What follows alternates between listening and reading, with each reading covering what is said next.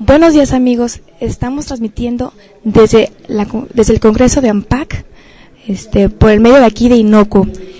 Y es el primer simposio técnico de AMPAC y el segundo congreso, con el tema Un análisis a los retos de nuestra industria. Recuerden, el tema de hoy en esta conferencia va a ser nuevos cultivos para producción en invernaderos por el Dr. Mike Nicholas, originario de Nueva Zelanda, con traducción simultánea. Así que quédense con nosotros aquí en Inoco. Strategy of the 19th century of the gardeners in the stately homes of the United Kingdom, for example, where with the appropriate technology it was possible to produce locally high quality produce year round at a price. Of course, at a price. Everything has a cost. This will put a lot of pressure on our greenhouse technology. The production cost will be significantly higher, and this must be compared with producing the product in a developing country with its normally low labour costs and usually a more suitable climate. So there are some balances to look at very carefully. It will need to be analysed in relation to freight costs. The advantage of local fresh produce over slightly older produce coming from an overseas source. And of course, the simplicity of the supply chain. And the supply chain is a very important factor to consider.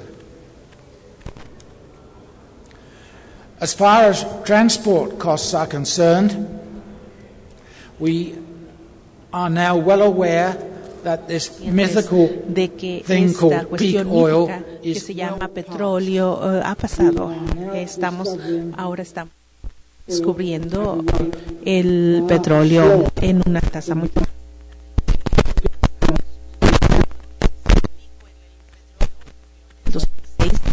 y en estos momentos es una mayor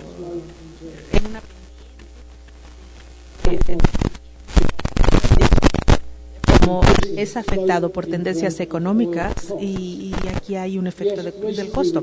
Recientemente sí tuvimos una pequeña subida por la economía mundial, esto se revertirá, más bien tuvimos este escollo y todos los costos más bien van a subir y subir en el futuro.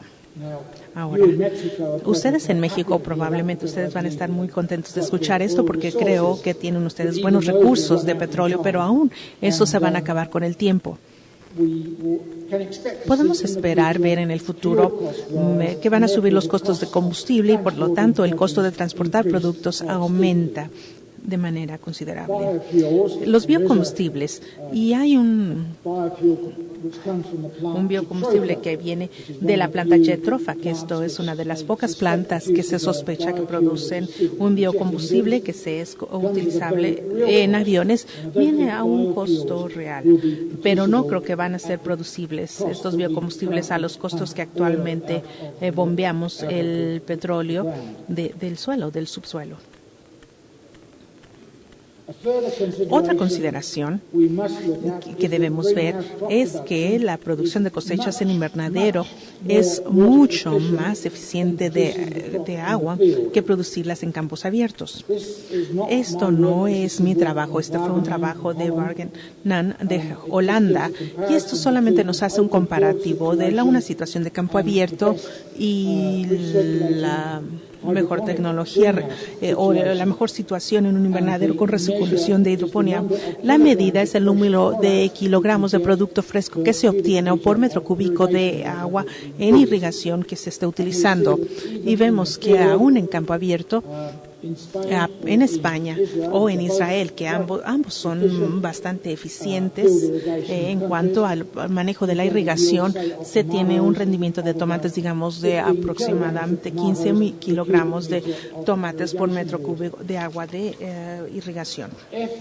Si mejora su tecnología si entra a invernadero, si utiliza un sistema de recirculación de hidropónico, se puede encontrar que se obtienen 65 kilogramos de cosecha producida por metro cúbico de tomatos.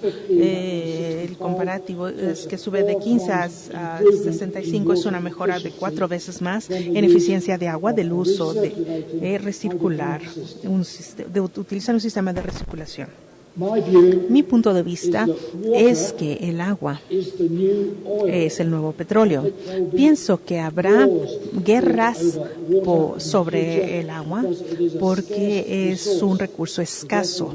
Por lo tanto, mientras más eficiente se pueda utilizar para producción de cosechas, esto será mucho mejor. Y eso quiere decir que más y más vamos a ver que los cultivos o las cosechas van a ser producidas en invernadero. No estamos hablando de las cosechas básicas como el trigo, sino cosechas de alto valor. Ahora, quiero ver algunas cosechas o analizar algunas cosechas que a lo mejor ustedes nunca habían considerado como de producción en invernadero. Les llamo nuevas cosechas. La primera son las papas. Estoy seguro que ninguno de ustedes ha pensado que se pudieran producir papas en invernaderos, y esto son casos especiales. Creo que el sistema básico de producción de papas en campo abierto va a continuar de manera indefinida, pero este es un caso especial, o más bien dos casos especiales de qué quiero considerar. Los dos casos que quiero analizar aquí son la producción de papas de alta salud o de semillas. Una de las cuestiones claves de producir papas es asegurarse que se utilice un material de alta salud. Para hacer esto, se tiene que obtener material de alta calidad, también se tiene que utilizar muy rápidamente y también se tiene que asegurar que permanezca de alta calidad hasta que se pueda producir su cosecha comercial de papas. En la segunda área que quiero analizar también es la producción de papas para ensaladas para aplicación de cocina de alto nivel, gourmet. Estas papas de alto nivel empiezan en el laboratorio. El material de la planta se cultiva por tejido. Es tratada contra patógenos, de ser necesario, digamos, por virus. Se utiliza atenuación de temperatura, se utiliza métodos de cultivo de tejido, y es posible obtener un material de planta de alta salud utilizando cultivos de tejido. No es un sistema muy útil para plantarlo en el campo abierto porque no sobrevivirían. Se tiene que pasar por un proceso significativo.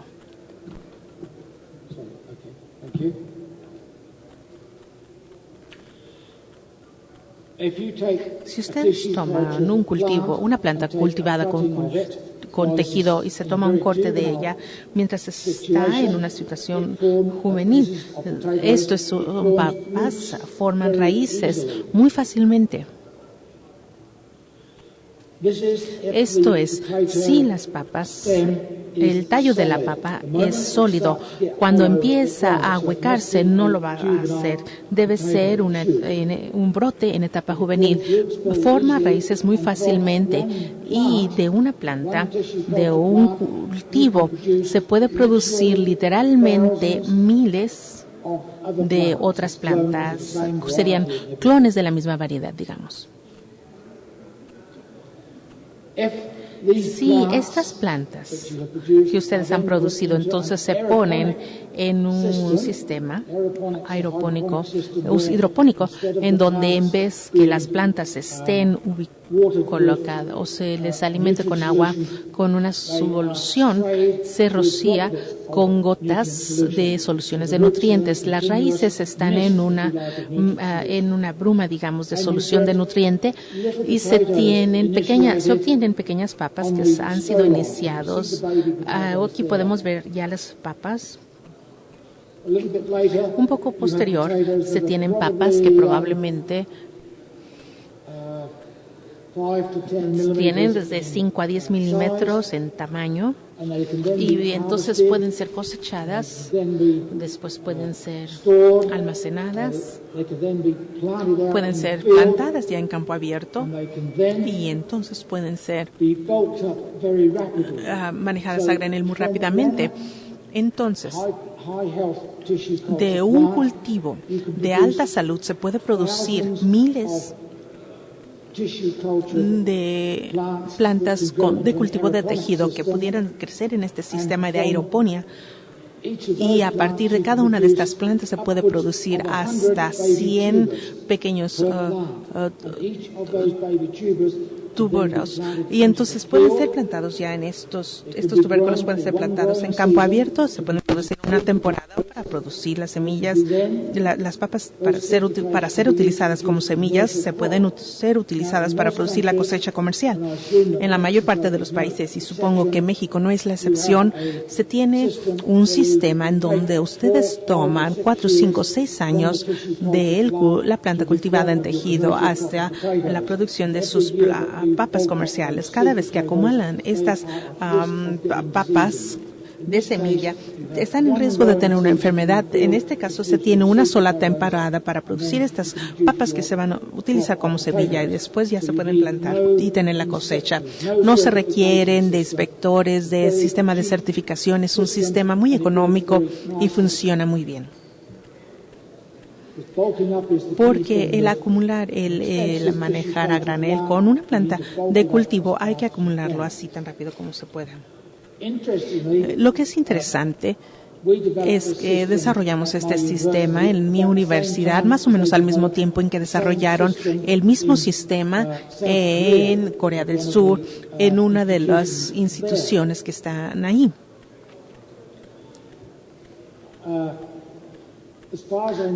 Hasta donde yo sé, en el único lugar en que se utiliza en el mundo ha sido en Corea del Norte.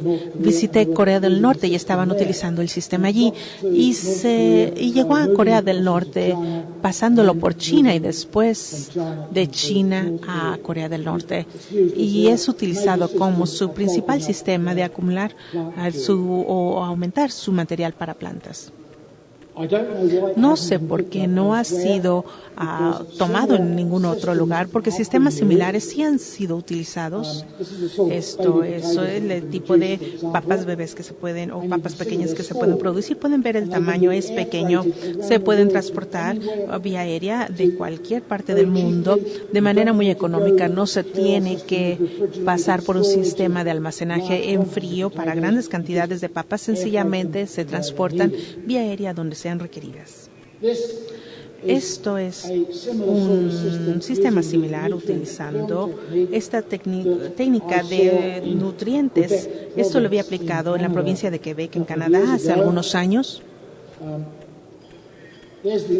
Aquí están las pequeñas papas que están creciendo en esta técnica de película de nutrientes. Todo lo que se tiene es que se cosechan estas papas pequeñas cada día o dos cuando llegan al tamaño correcto. Se puede cosechar durante varios meses. Se tiene un gran rendimiento de estas pequeñas papas de unas cuantas plantas.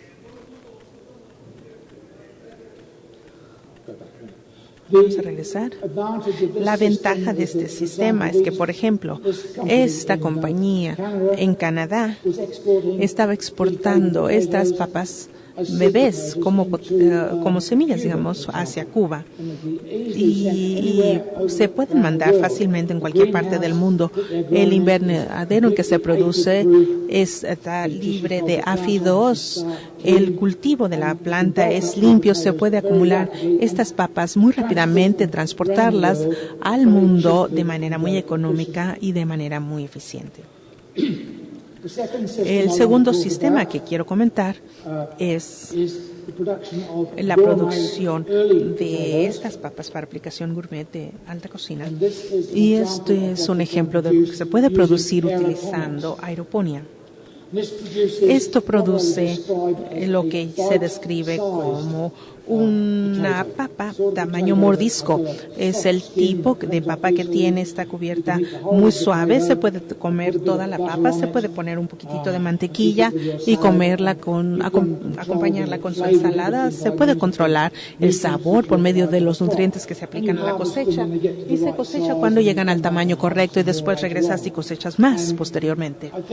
Pienso que esto no es la manera en que vamos a cultivar la papa en el futuro, no me malinterpreten, pero esta sencillamente es un sector posible, es un mercado nicho, es un mercado de alta especialidad para los restaurantes y hoteles. Se quiere tener estas papas de alta calidad de producción temprana.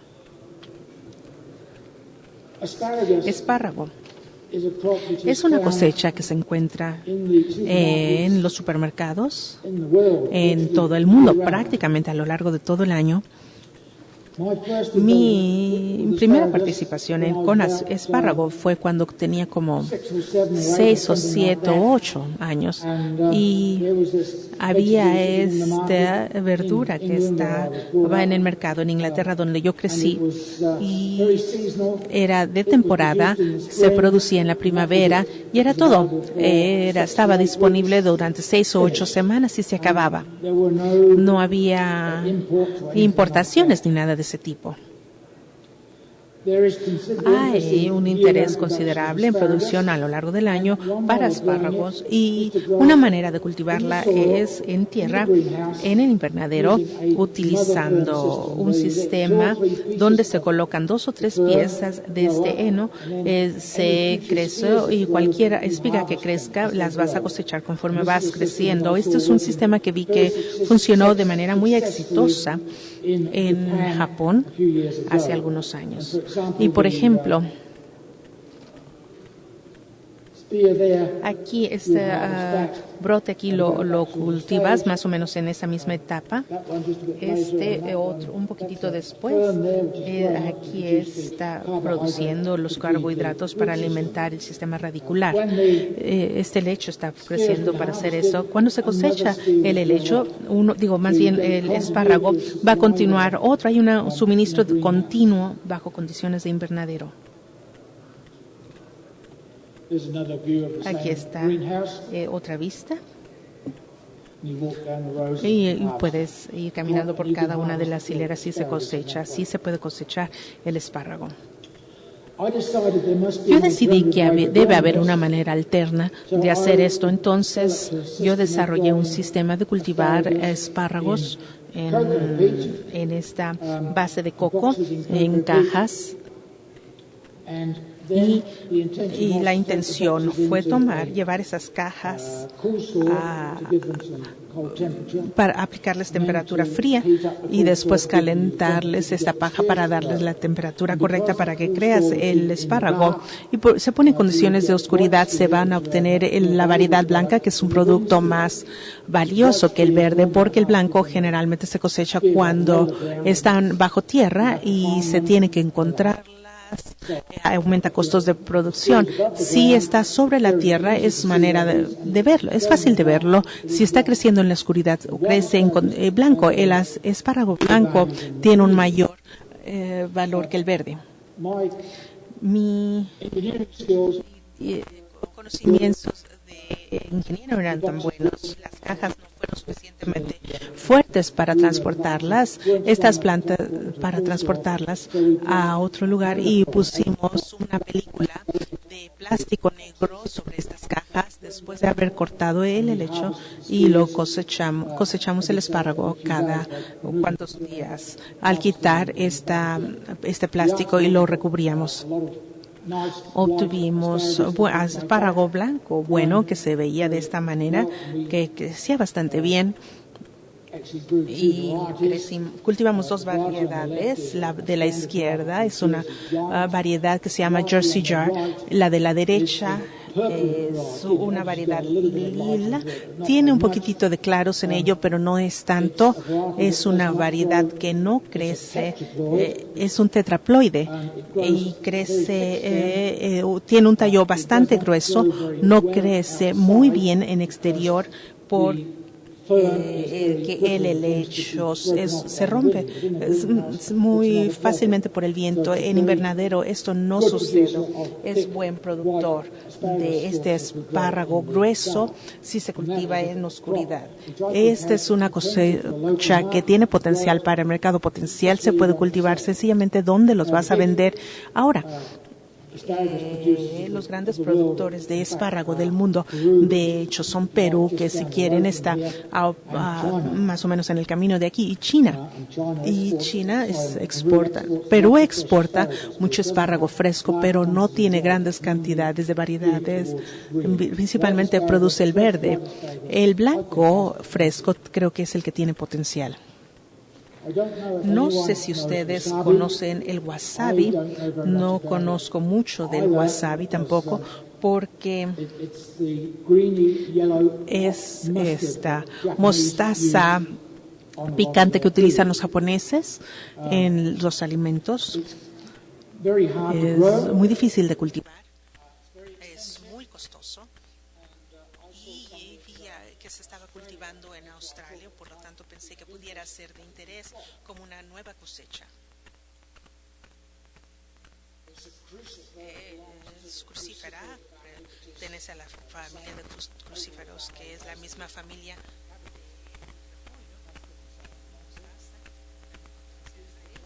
Estas son las plantas que han sido anunciadas, que se están propagando. Y estas son algunas que han sido plantadas en esta turba de coca, en estas canales colgantes en Canadá. Así es como se ven las plantas cuando están creciendo, pero no se come la parte superior, sino que se tiene que destruirla y cosecharla, y es así como se ven cuando maduran. Así se ve la planta. Y lo que se hace es que se consume más bien la raíz, es una raíz. Y el componente picante de mostaza picante está dentro de esa raíz. Es un producto muy costoso. Sí, viene de wasabi, porque mucho de ello se produce de manera no natural. No quise decir eso. No sería wasabi verdadero, no llega al precio real. Entonces, si se tiene restaurantes japoneses, por ejemplo, que sé que ustedes deben de tener restaurantes aquí en México, sí los tenemos en Estados Unidos, puede haber un mercado para este wasabi de producción local.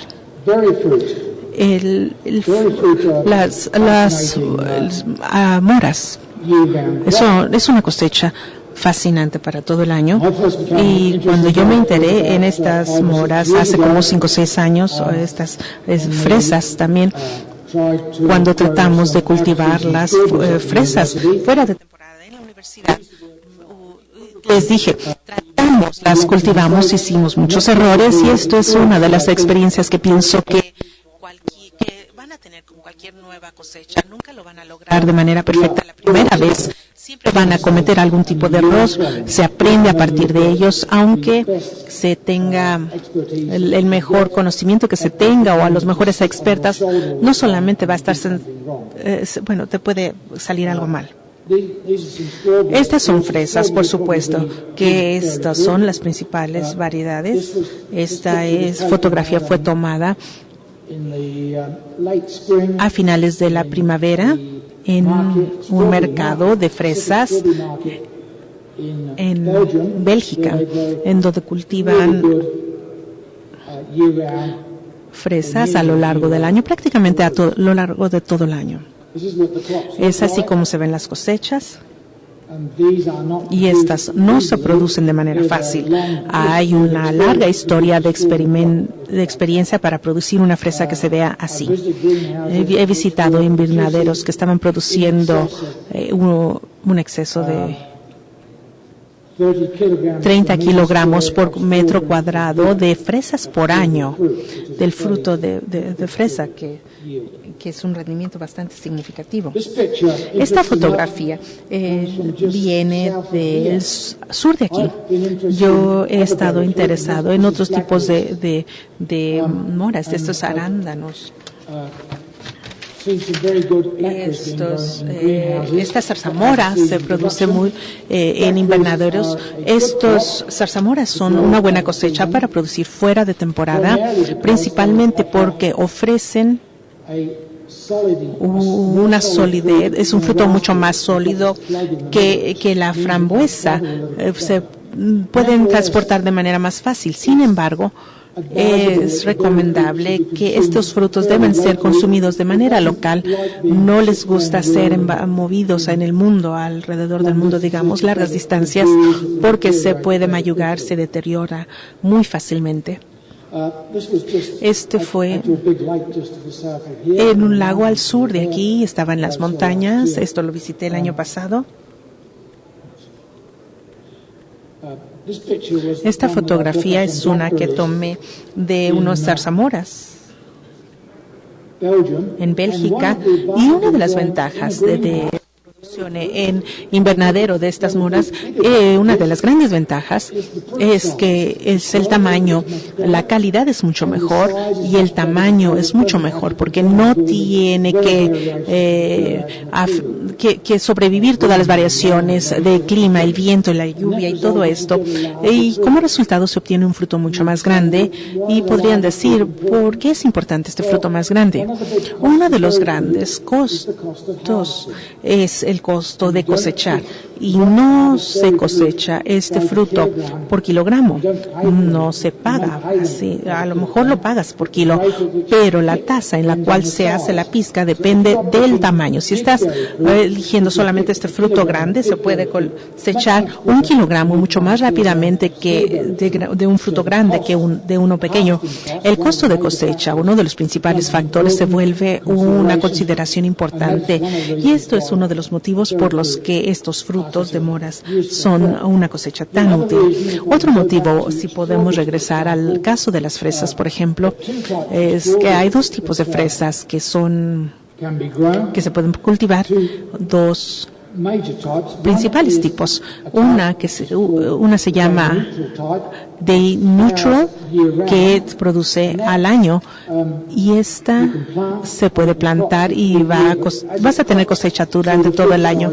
Y al ir creciendo y pasando el tiempo, se va a deteriorar el tamaño, empieza a producir más coronas y hay más competencia y el tamaño disminuye. El segundo tipo es el tipo que se llama el tipo corto, un tipo de camerosa, y esta requiere unos días para iniciar el brote. Después puede que a lo mejor o no requiera un periodo frío y después va a cosecharse, pero solamente con la cantidad de las que ya están en la corona, de las se tiene una cosecha muy pesada en un corto tiempo. Después se tiene que considerar qué es lo que se va a hacer con esto. Entonces se tiene que volverla a plantar, no se puede quedar ahí. Entonces se tiene un sistema para replantar 2 o 3 ciclos al año, en donde con el otro tipo, el tipo Day Neutral, se puede cosecharlas probablemente durante todo el año, si se puede mantener el tamaño de la fruta a lo largo del año. Entonces se tienen estas dos opciones, se puede utilizar el tipo corto o el Day Neutral. La otra gran ventaja de un invernadero, por supuesto, y esto aplica con la mayor parte de las frutas, en este caso con las fresas se cultiva a la altura del pecho, digamos, o a la altura de su hombro. El cosechar las fresas a nivel del suelo es algo que demanda mucho para los pescadores. La tasa para recolección es muy baja. Cuando se maneja a altura del hombro se puede ver muy fácilmente, están así colgando, solamente se eligen las maduras y la pizca es muy buena. Sin embargo, es muy importante considerar las enfermedades, por ejemplo, Botrytis. Esta prácticamente no existe en un invernadero porque no cae lluvia sobre ellos, no hay contacto con la tierra en sí. Botrytis. También en invernadero es mucho más fácil controlar las plagas por medio de sistemas biológicos. Por ejemplo, uno de los problemas que teníamos la primera vez era con ácaros, que realmente se divertían ahí. La segunda vez que los cultivamos utilizamos un predador de los ácaros y no tuvimos problema, no tuvimos que rociar. Se puede tener una cosecha que no tenga pesticidas en él. Entonces, hay muy buenos motivos para utilizar invernaderos. Otro motivo para la producción de fresas en un invernadero es bromuro de metilo. El bromuro de metilo, hasta donde yo sé, está prohibido en todos los países del mundo para la producción de alguna cosecha. Creo que todavía se puede utilizar para fumigar producto, pero no puede ser utilizado para esterilizar, para fumigar la tierra. Sin embargo, este es un sistema estandarizado que se utiliza para asegurarse que las fresas estén libres de, que estén libres de patógenos en donde las vayas a cultivar. La alternativa es una rotación, pero los rendimientos van a bajar por 25 o 30% porque se tiene que varios patógenos, nematodos, hidrófila en la tierra. Entonces, el cultivo en invernadero en un medio sin tierra, tal como la turba de coco o algún otro material, hace sentido, es lógico, por otro motivo también. Otra cosecha que se puede cultivar en invernadero y se logra de manera exitosa son este tipo de red currants. Estos son son más fáciles y de ver, y en invernadero no hay problemas de aves. Esta es pasa de corín. Esta es otra fotografía de México. Yo empecé a cultivar estas moras en mi universidad hace 2 años y hace 11 meses hablé aquí en la ciudad sobre acuaponía. Y vine un día anterior y fui afortunado de que me llevaron a visitar el sur, me llevaron a las montañas allá por su lago para ver alguna de estas producciones en invernadero, y es justo decir que me impresionó, se veían muy bien. Nosotros hemos estado cultivándolos de manera diferente en la universidad, porque la filosofía que nosotros tenemos para producción de estos arándanos es que no solamente necesitan el tipo de la espera de tiempo para iniciar las flores, sino que también necesitaban el frío de invierno para romper la latencia. No sabíamos cuánto se requería de enfriamiento. En el primer año nosotros pusimos cultivamos esta variedad de arándano azul hasta que llegaron a los 30 centímetros. Estas pequeñas plantas con raíz que tenían una altura de 30 centímetros. Llegamos al invierno, sacamos estas plantas que estaban en la turba de coco, las pusimos en las bolsas, las sacamos del invernadero y las colocamos las pusimos en el inicio del invierno, en abril, otros entró al principio de mayo, otro al principio de junio.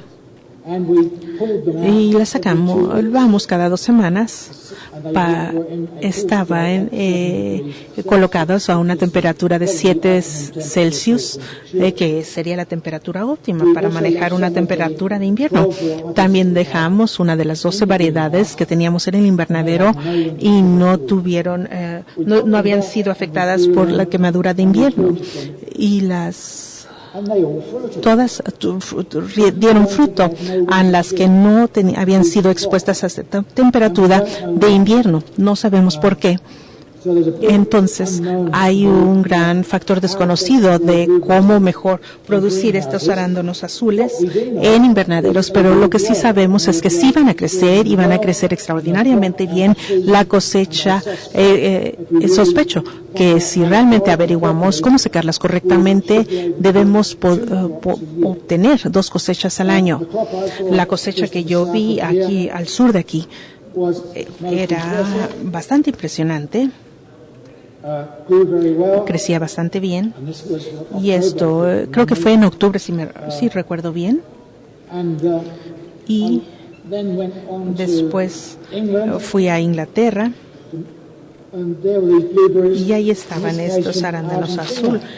En este caso eran de Argentina, estaban en Inglaterra, entonces claramente que sí es una cosecha y estas también se cultivaron en invernadero, porque octubre en Argentina apenas se está iniciando la primavera. Es el inicio de la primavera, ciertamente que no es el verano ni nada así. Entonces sí, estas eran fuera de temporada. Otra cosecha que tiene un futuro, pienso, son las frambuesas. Deben de producirse muy cercanamente a donde se van a consumir, porque ciertamente no toleran bien los viajes. Las frambuesas son interesantes porque no se tienen que plantar mucho material de planta, porque se puede cultivar las frambuesas en este tipo de la caña, la primera caña, la que sale de la tierra, que va a crecer, va a producir los meristemos y va a rendir fruto en la parte de arriba del primer caña. Si se puede plantar solamente partes de esa caña, produce la primera caña, y ahí con eso se puede producir una cosecha. Esta es una cosecha que fue desarrollada aquí. Eso creció en la punta de esta caña. Cuando se cosechan, se corta entonces esta caña o este tallo hasta medida de 1 metro, y los meristemos entonces van a brotar nuevamente para producir una segunda cosecha. Entonces se pueden tener 2 cosechas de la misma caña. Y la ventaja en invernadero, por supuesto, es que hay producción fuera de temporada, hay un fruto mayor, por lo tanto es más fácil o más económico de cosechar, y hay protección de las aves, porque las aves en todas partes del mundo les gustan estas moras. Una de las cosechas que yo manejé de arándano azul en la universidad la produje en un invernadero que tenía ventilación automática. Estas se abrían y cerraban de acuerdo a la temperatura, y las aves negras venían a esperarse en los ventiladores esperando a que abrieran, y después entraban y de todas maneras se comían estos arándanos azules. En mi cosecha más reciente la tengo en un invernadero que tiene ventilación con abanico. Para pasar tendrían que pasar por este ventilador. No he notado aves muertas ni he tenido pérdida de estos arándanos azules. Entonces pienso que esta cosecha tiene mucho potencial. Sé de mi visita aquí hace un año que ustedes también que tienen destrezas en la producción de estos arándanos azules en frambuesa, creo que se pueden desarrollar aún más. Hierbas medicinales. Hace 50 años, en Nueva Zelanda, se hizo trabajo de desarrollo con el opio, con la flor del opio. Por motivos políticos, creo que la industria no se desarrolló, pero la tecnología se transfirió a Tasmania. Y ahora están la producción del opio o de los opiáceos, que es la morfina, la codeína y el T-Bang, es ahora una industria multimillonaria en Tasmania y produce la mitad de la morfina para aplicación medicinal, siendo uno de los materiales para alivio del dolor principales. Hay otros medicamentos, otras drogas que son derivadas de plantas. Debemos estar conscientes que tienen valor potencial real. Uno de los problemas de la sociedad actual es que estamos viviendo más tiempo. Por ejemplo, yo he tenido o he recibido tratamientos médicos por mi edad. Tengo rodillas artificiales y he tenido cirugía de corazón. Todos requieren morfina y otro tipo de cosas. Artritis es un problema con la edad avanzada. Necesitamos alivio del dolor para artritis.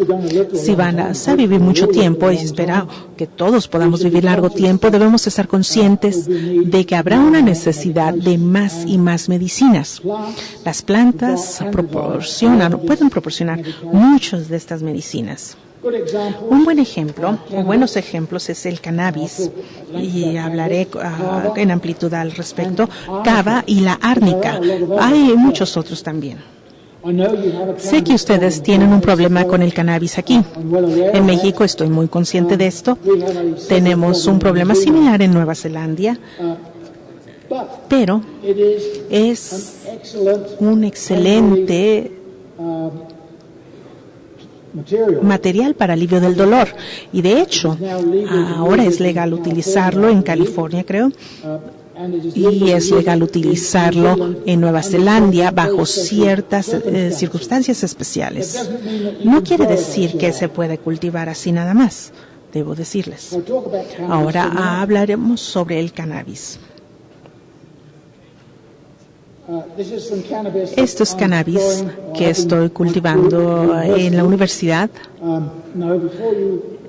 Ahora, antes de que tengan una mala idea de esto no es el tipo alto, este es el tipo hemp, H-E-M-P. Se tendría que fumar todo lo que tengo aquí en el invernadero en su madurez y de todas maneras no les llegaría. Tiene que ser .3, por debajo de .3 para que sea buena calidad. De calidad estaría en el 15 o 20% de THC. Hay una gran diferencia en contenido, pero es la misma especie, el cannabis, de cualquier manera. Aquí hay más plantas. Estábamos cultivando estábamos utilizando una concentración. Ahora, creo que de la misma manera en que la morfina, los opiáceos son ilegales, siguen siendo una medicina muy valiosa, y pienso que el cannabis y los componentes o los compuestos de cannabis también son medicinas muy útiles. Y por ejemplo, en Nueva Zelanda es legal utilizar cannabis, medicinas derivadas de cannabis o cannabinoides. Ha habido una solución desarrollada en Europa, en el Reino Unido, y esta consiste principalmente de THC, pero también de los otros cannabinoides que están dentro de la planta del cannabis. Y hay otros, tienen un efecto de sinergia sobre el THC.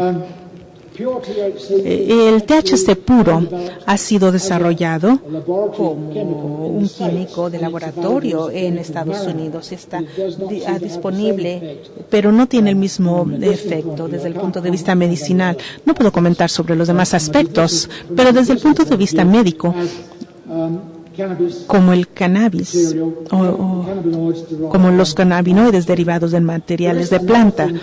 Hay otra cuestión aquí, es que estos cannabinoides, algunos de estos cannabinoides tienen otros efectos colaterales y tienen efecto en el sistema nervioso que resulta positivo en términos de reparación. Entonces pienso que como medicamento, como droga de recreativa, debemos decir no, pero como droga medicinal debemos de verla de manera muy seria. Por supuesto que el lugar para cultivarla es en un lugar seguro, en un invernadero, es mucho más seguro que en campo abierto, pero hay muchas barreras legales que vencer para que se pueda lograr eso.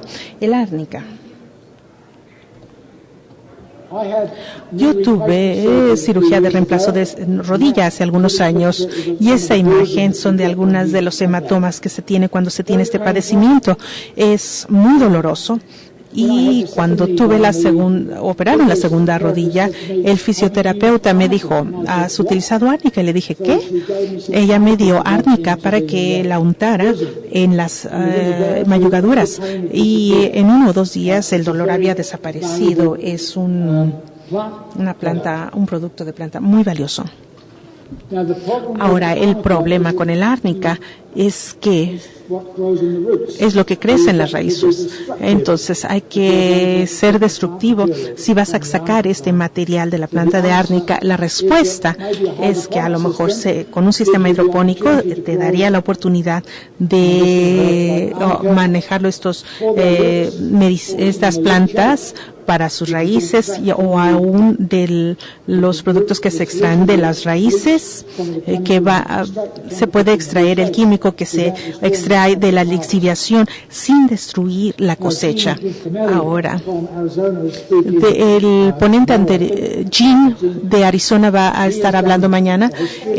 Sus estudiantes han hecho estudios en aeroponía, más bien, y hierbas medicinales, viendo los sistemas de raíz o radiculares porque tienen buenos potenciales. No se quiere destruir la planta si se puede evitar. Aquí hay plantas, por ejemplo, que están siendo cultivadas de manera aeropónica. Se puede ver que se han cortado la mitad de las raíces ahí, las plantas no se mueren, se obtiene el producto y después se desarrollan más raíces. Si tomas otra cosecha, se puede cosechar estas raíces sin matar la planta. Creo que esto tiene mucho potencial. Esto fue un sistema de aeroponía, no hidropónica estándar.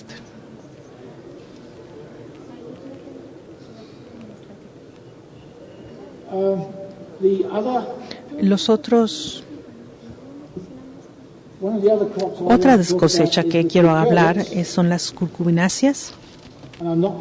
Y no voy a hablar sobre los pepinos, sino sobre de las otras curcubináceas. Curcubitáceas.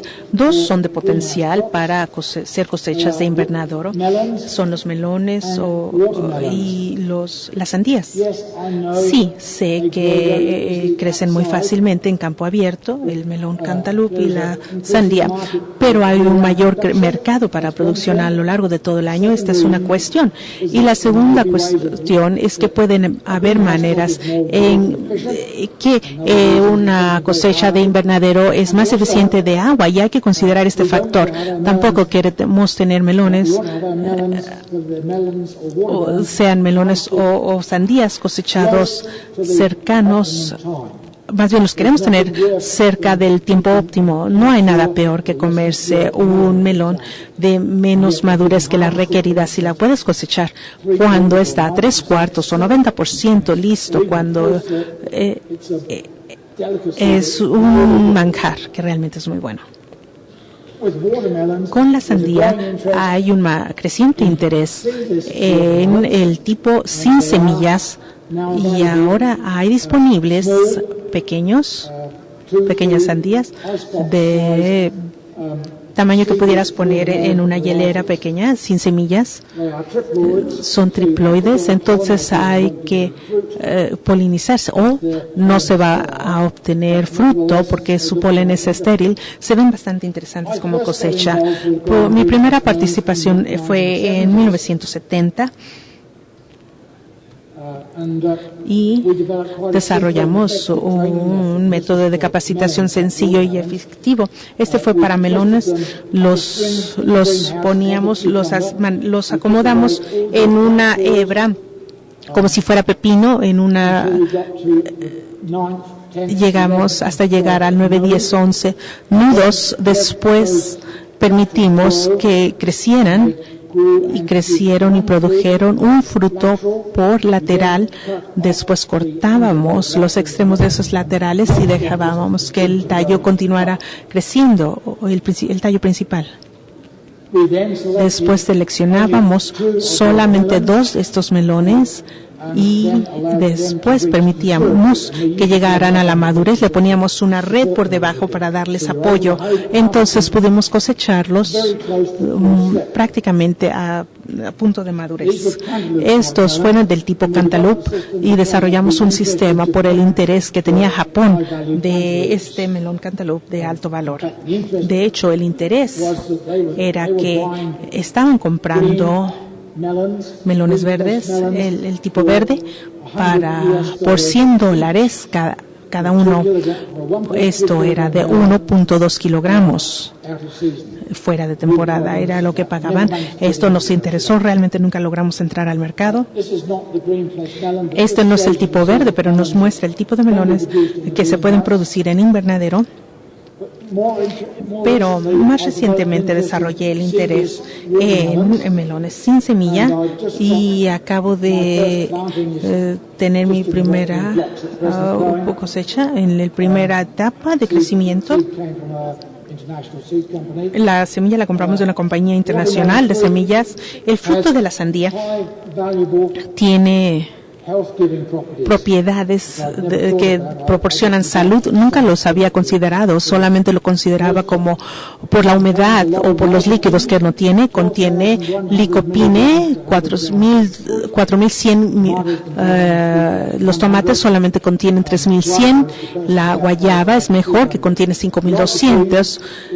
La licopena es un químico muy valioso a considerar, es contra el cáncer, es cancerígeno, contra el cáncer de próstata principalmente, que puede ser devastador. Y también contiene citrulina, que es protector muy bueno para enfermedades del corazón. Entonces, tiene dos puntos de valor agregado. Desde el punto de vista de salud, deberíamos de estar comiendo más sandía. Factor clave, sin embargo, es que las sandías son muy susceptibles a enfermedades en la raíz. Entonces, lo que estoy haciendo, los estoy injertando con estos brotes resistentes, estos portainjertos resistentes. Esta fotografía la tomé en Turquía hace algunos años de los injertos de sandías, del portainjerto. Aquí vemos las plantas con injerto. Aquí acaban de ser injertados, tienen el clip aquí. Y es así como se ve el injerto cuando ya se establece o se coloca. Vemos que es resistente y después vemos aquí ya el melón en la parte de arriba, más bien la sandía, perdón.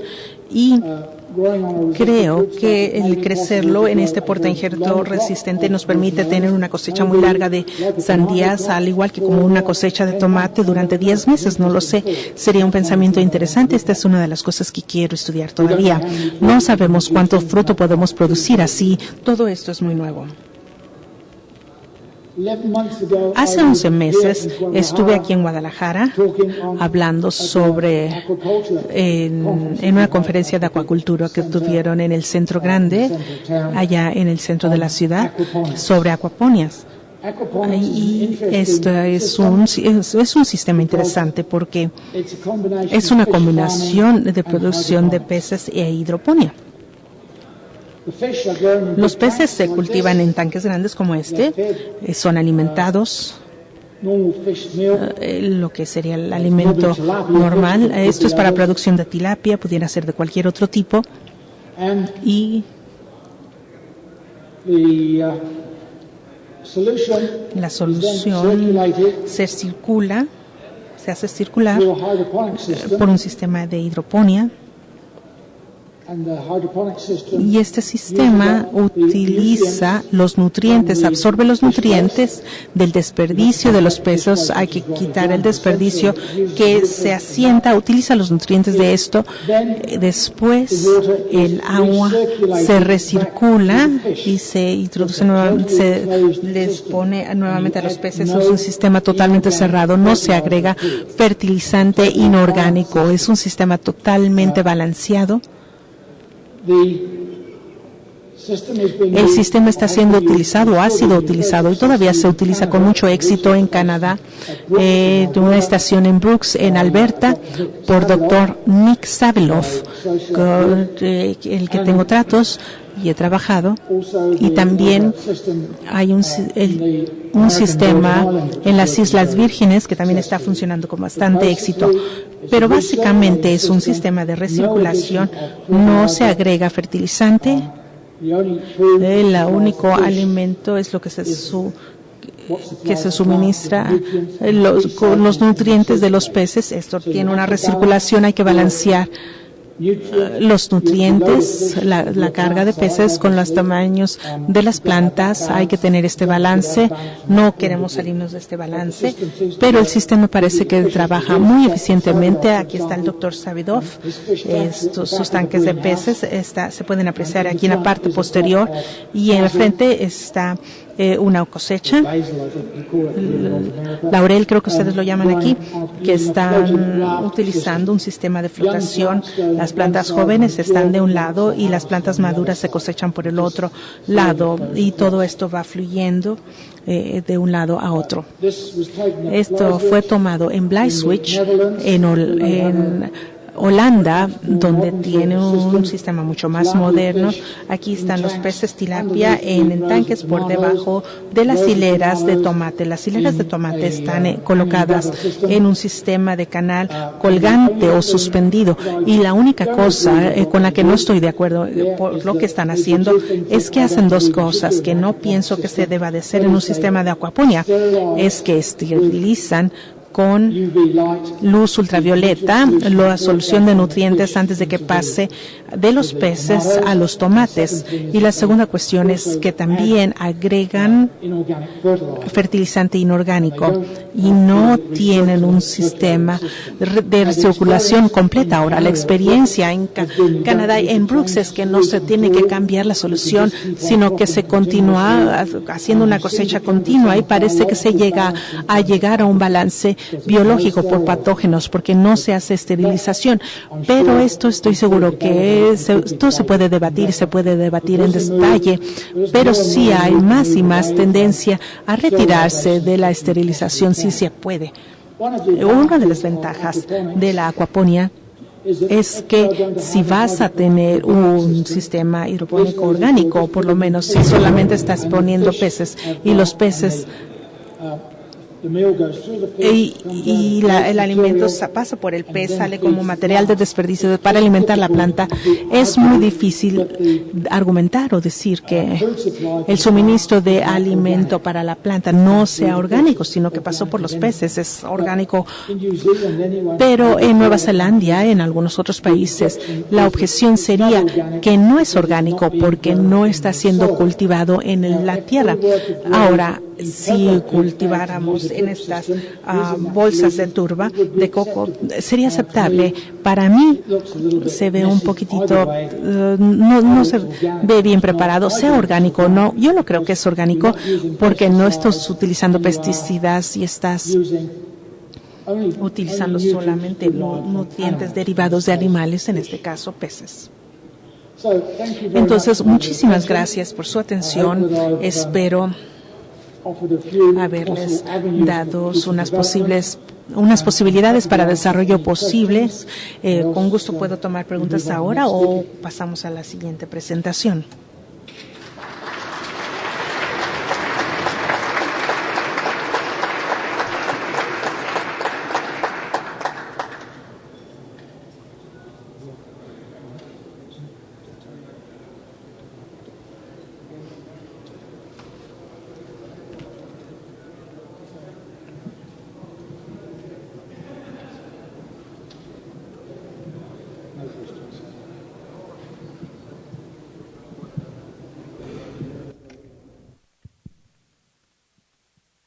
Pregunta por ahí.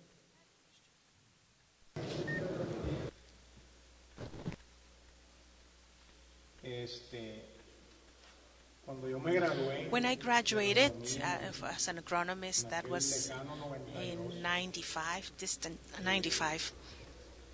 Ahí en Culiacán empezaba apenas la cuestión del riego por goteo en las hortalizas, y los agricultores pues lo veíamos como algo muy novedoso, como algo que inclusive no se necesitaba porque pues Sinaloa hasta hay agua, gracias a Dios, y lo veíamos como algo lejano, como algo muy innovador. Hoy en día no hay una sola hectárea de hortalizas que se siembre sin sistema de riego por goteo. En el Epcot Center, allá en Orlando, en los 80s, la agricultura del futuro era cultivo hidropónico de invernaderos. hace 25 años, y hoy en día pues ya es algo común. Les comento esto con la idea de pues esta presentación es algo que nosotros debemos de empezar a visualizar de que hay otras cosas, otros cultivos, como bien nos lo presentó el doctor Mike. Hay otros cultivos, hay otras alternativas que debemos de empezar a explorar y de romper esos paradigmas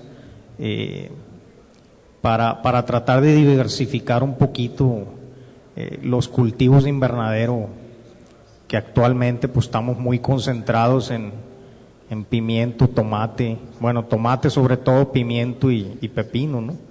Entonces la idea de que el doctor nos presentara algo, pues estoy seguro novedoso para nosotros, es de empezar a racionalizar esto y de empezar a tratar de explorar estas nuevas fronteras, por decirlo de alguna manera, ¿no?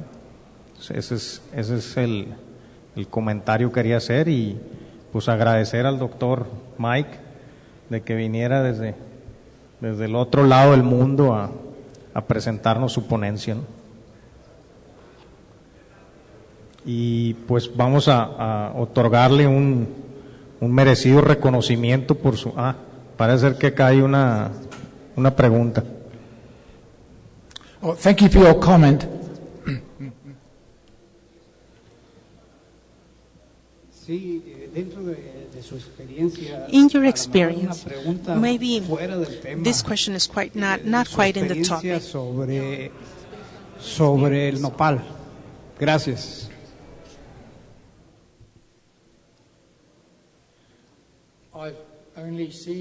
He visto solamente una lote de producción de nopal. He visto producción de nopal en Perú y en Chile. Entonces no tengo experiencia de producción de nopal, pero aunque las cactáceas se desarrollan a sí mismas en ambientes áridos,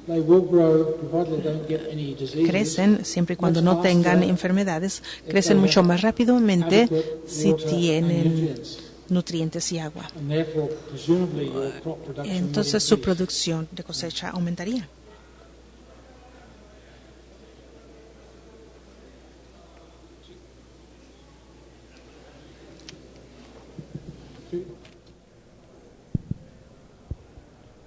Buenas tardes.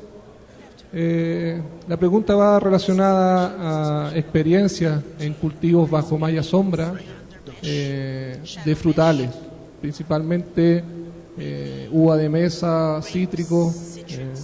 ¿Qué experiencia tienen ustedes en Nueva Zelanda con respecto a manejo bajo malla de ciertos cultivos frutales?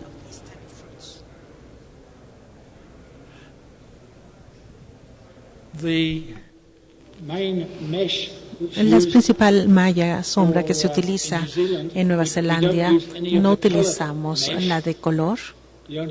La única que se utiliza es para control de aves en uvas para vino, y esto se pone cercanamente ya más bien a la madurez. No hay duda que cambia el microclima en las uvas un poco. Y la malla sombra que se utiliza es por cuestiones de aves.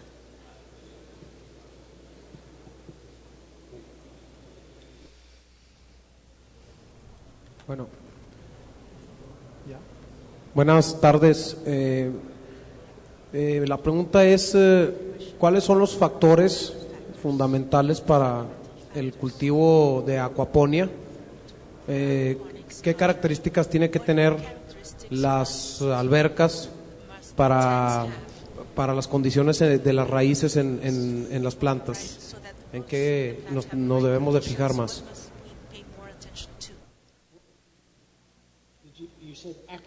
¿Dijiste aquaponia? Yes.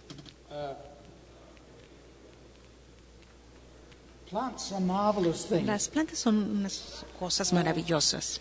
Everyone gets paranoid Todo el mundo se pone medio paranoico por tener los niveles precisos de NPK en las soluciones, pero las plantas parecen ser capaces de seleccionar, razonablemente hablando, las cantidades que requieren. Y entonces, por ejemplo, en un sistema de acuaponía, el alimento que entra a los peces se desglosa, se descompone, pasa por los peces, pasa a las plantas,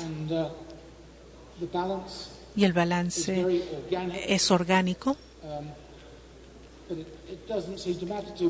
No parece que todo esto importa, todo está creciendo muy bien. Pienso que probablemente si se tiene un sistema totalmente inorgánico, el nivel de los iones de los nutrientes pueden ser muy críticos. Pero si tienes materiales orgánicos en el sistema, te va a dar más flexibilidad.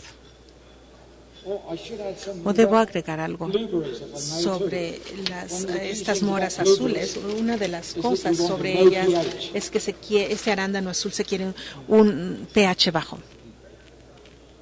Okay. ¿Otra más por ahí? Buenas tardes. Sobre la misma línea de aquaponics, ¿podría decirnos qué tipos de peces se han estado produciendo y con qué cultivos?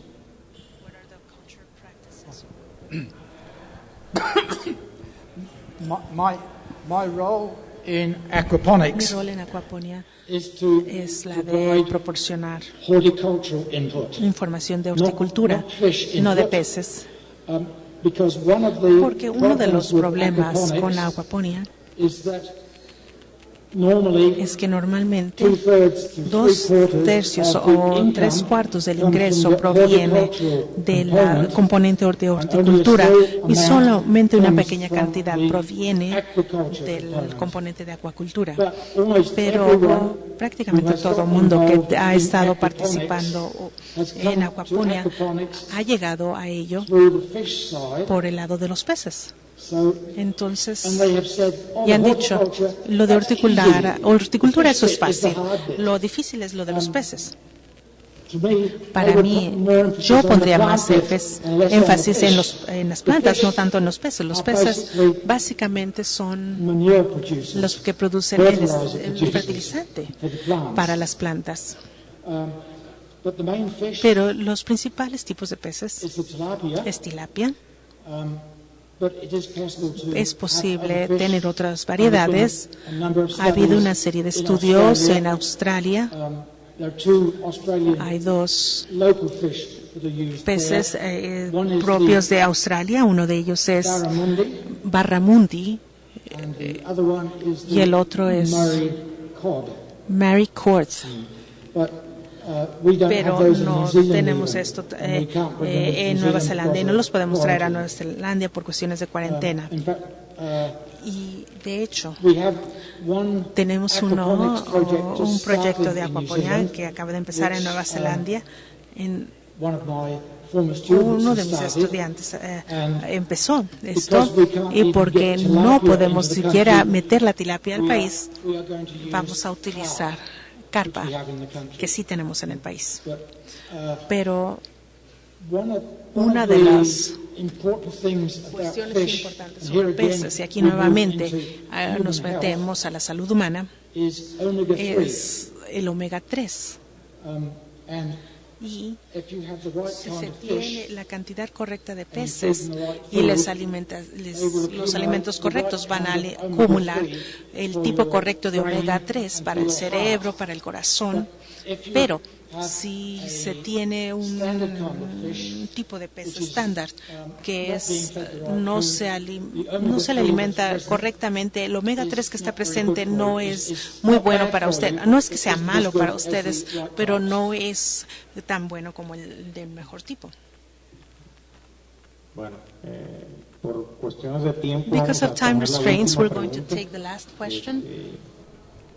De la mayoría de los productos que vimos ahorita, ¿tiene usted conocimiento si alguno de estos ya ha sido certificado, ya sea por cuestiones orgánicas o bajo algún otro método, por ejemplo, Global Gap o cualquier otro? Oh. Well, there's a big difference. Hay una gran diferencia entre Global Gap y certificación orgánica. Global Gap es algo que ha sido organizado por los principales supermercados para asegurarse que el consumidor reciba producto que es o que se espera que sea limpio y seguro. Inocuo no es el producto lo que se certifica en sí, sino el sistema, el productor es el que recibe la certificación. No, yo estuve involucrado con un proyecto GAP en Tailandia hace algunos años y realmente era una cuestión de darle la consejería a los productores sobre prácticas de higiene, uso cuidadoso de los pesticidas, agua limpia, este tipo de cosas. Y estas fueron algunas cosas del ambiente, más bien es Global Gap. Pero cuando ya tratas de orgánicos, es una historia completamente diferente y complicada. Y yo no buscaría esta ruta orgánica de cualquier manera. Creo que es una falsa avenida. Pues agradecemos al We want to thank Dr. Mike Nichols for his presentation, for answering these questions. And now, Jos Brau from Guanajuato, going to give him a token of our appreciation.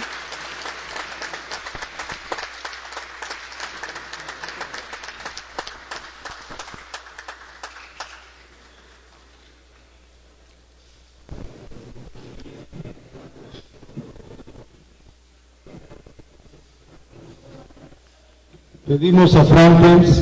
We would like to ask Dr. Frank Kemps.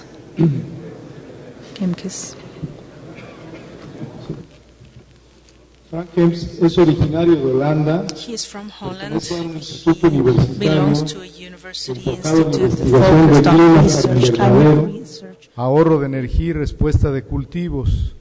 Él ha participado en numerosos proyectos financiados por la Unión Europea con temas como el ahorro del agua y el uso eficiente de recursos en Amigos, acabamos de terminar con la conferencia del doctor Mike Nichols. Recuerden que mañana va a haber transmisión de Inocuo desde aquí, igual de AMPAC, de su congreso, y pues aquí esténnos viendo mañana y el viernes, que el viernes va a haber una mesa de encuentro con otros conferencistas. Así que no se la pierdan y sigan con nosotros aquí en Inocuo. Mañana a las 10. Hasta luego.